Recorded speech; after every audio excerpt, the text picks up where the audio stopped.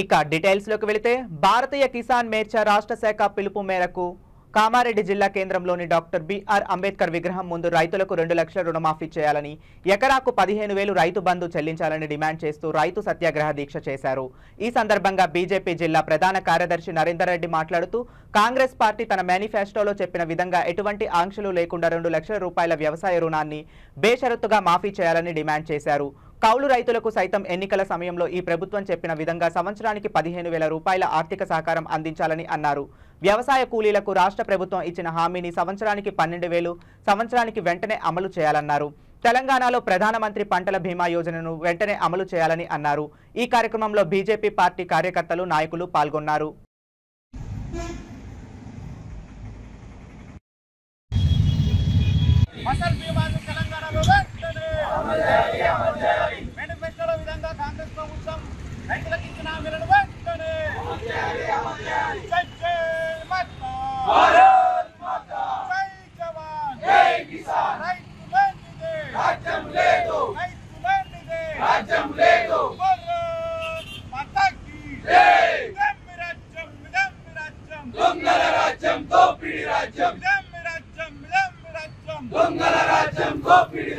भारतीय किसान मोर्चा भारतीय किसान मोर्चा जिंदाबाद बीजेपी जिंदाबाद चलिंचाली రైతులు వెంటనే చలించాలి కావాలో పంటల బీమా యోజన వెంటనే జై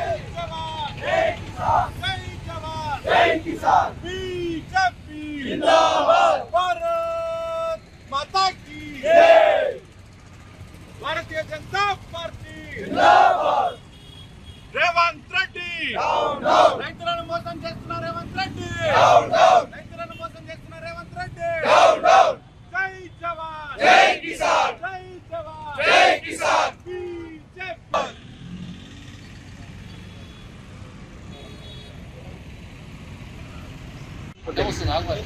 భారతీయ కిసాన్ మోర్చా రాష్ట్ర శాఖ పిలుపు మేరకు నేడు రైతు సత్యాగ్రహ దీక్ష చేపట్టడం జరిగింది।